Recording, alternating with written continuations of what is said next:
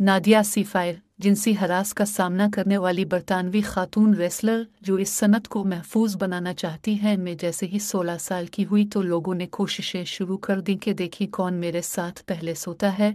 Cardiff से ताल्लुक़ रखने वाली नादिया सीफायर ने 14 साल की उम्र में रेसलिंग कुश्ती के मैदान में कदम रखा था। 15 साल की उम्र में उनका अपने से बड़ी उम्र के रेसलर के साथ करीबी ताल्लुक़ कायम हो गया। जब वो 16 साल की हुई तो वो वेल्स में अपनी तरबियत जारी रखने के हवाले से बहुत परेशान थी। नादिया इन ख्वातीन रेसलर्स में से एक हैं जो इस सनत में ख्वातीन के इस्तेहसाल के खिलाफ आवाज़ उठा रही हैं।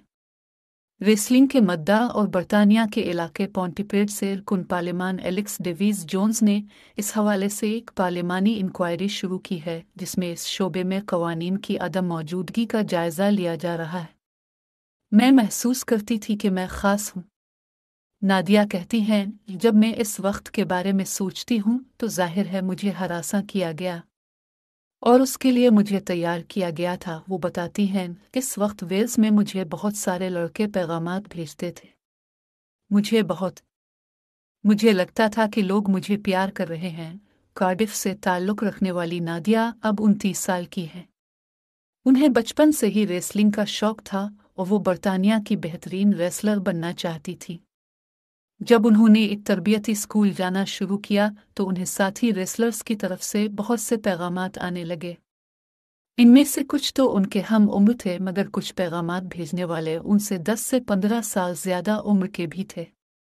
उनका कहना है कि खुद एतमादी में कमी की वजह से शुरू में तो उन्हें इतने लड़कों की तवज्जो बहुत अच्छी लगी मगर बरस से ज़्यादा उम्र के एक रेसलर के साथ जिनसी ताल्लुक़ कायम करने के बाद उन्हें शर्म आने लगी कि उनकी साख को नुकसान पहुंचा है।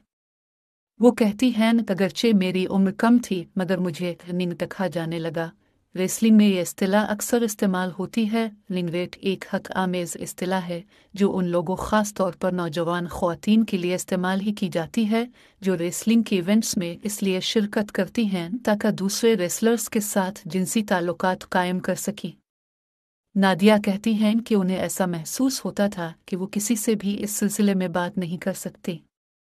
मैं अपनी माँ से बात नहीं कर सकती थी क्योंकि उन्होंने मेरी रेसलिंग रुकवा दीनी थी और मैं रेसलिंग की दुनिया के लोगों को ये नहीं कहना चाहती थी कि मुझे अर्निंग रेट कहा जा रहा है कि कहीं वो इसका यकीन ही ना कर लें। नादिया इन ख्वातीन रेसलर्स में से एक हैं जिन्होंने इस मौसम सरमा में आवाज़ बुलंद करने के लिए शुरू की गई मुहिम स्पीकिंग आउट में शिरकत की है। खौफनाक कहानियाँ इस मुहिम को रेसलिंग की दुनिया की मीटू मूवमेंट कहा जा रहा है और बहुत से लोग अपने ख्यालात का ऑनलाइन इजहार कर रहे हैं। एलेक्स डेवीज़ जोन्स कहती हैं कि उन्होंने ये खौफनाक कहानियाँ सोशल मीडिया पर पढ़ें और सोचा कि उन्हें अपने ओहदे को इस्तेमाल करते हुए मदद करनी चाहिए। अब इस हवाले से उन्होंने पार्लिमानी इंक्वायरी शुरू करवाई है जिसका मकसद ये जानना है कि इस शोबे को बेहतर और महफूज तर कैसे बनाया जा सकता है। ये इंतहाई तशवीशनाक है। कुछ कहानियों में तो रेसलिंग करने की ख्वाहिश रखने वाली 13 से 14 साल की लड़कियों को रैप और जिनसी तशद्दुद की धमकियां मिली हैं। हमने ऐसी कहानियां भी सुनी हैं कि मर्द रेसलर्स इस बात पर मुकाबला कर रहे हैं कि उनमें से कौन किसी खातून रेसलर का कन्वारपन पहले ख़त्म कर पाएगा। ये खौफनाक कहानियां हैं। डेवीज़ जोन्स कहती हैं कि वो इंक्वायरी के तनाज़ से मुताल्लिक़ पहले से क़ियास आराई नहीं करना चाहते मगर सबूतों को देखते हुए ऐसा लगता है कि इस शोबे के लिए एक रेगुलेटरी बोर्ड की ज़रूरत है। मेरे ख़्याल में मसला यह है कि रेसलिंग को खेल नहीं माना जाता, इसे परफॉर्मेंस भी नहीं माना जाता, इसे खुद पर ही छोड़ दिया गया है। उन्होंने बताया कि इस इंडस्ट्री के हर शोबे के लोगों ने तहक़ीक़ाती कमेटी से राब्ता किया है। स्पीकिंग आउट मुहिम के जवाब में वेल्स के मुतअद्दिद रेसलिंग प्रोमोटर्स और तरबियती मराकज़ ने ख़वातीन रेसलर्स की हिमायत में बयान दिए हैं और इस शोबे में तहफ़्फ़ुज़ फ़राहम करने के निज़ाम के असम नोजायज़े की बात की है। बरतानिया में कुछ प्रमोशन कंपनियों ने अपने लाइव शोज़ भी रोक दिए हैं।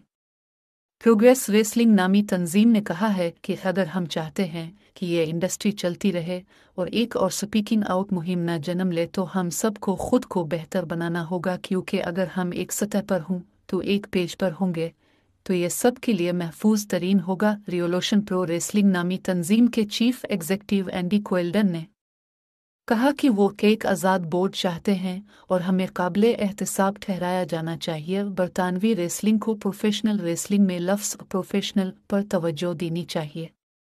لوگوں کی ذہنیت کو بنیادی طور پر تبدیل کرنے کی بات کریں تو یہ ایسی تبدیلی ہے جسے بالکل نچلی سطح سے شروع ہونا چاہیے۔ نادیہ کے لیے محفوظ جگہ سویڈن میں ایک تربیتی اسکول تھا جہاں انہوں نے 16 سال کی عمر میں داخلہ لے لیا۔ اب وہ ویلس لوٹ چکی ہیں مگر اب بھی وہاں ٹریننگ کرتے ہوئے انہیں گھبراہٹ ہوتی ہے۔ میرا ریسلنگ کیریئر اب تقریباً ختم ہو چکا ہے۔ میں جہاں پہنچنا چاہتی تھی وہاں نہیں پہنچ سکوں گی، لیکن اگر میرے بات کرنے کی وجہ سے مستقبل میں ریسلنگ کرنے کی خواہشمند لڑکیوں کی مدد ہو سکتی ہے اور اس سے کوئی تبدیلی آ سکتی ہے تو میں اس پر ضرور بات کروں گی۔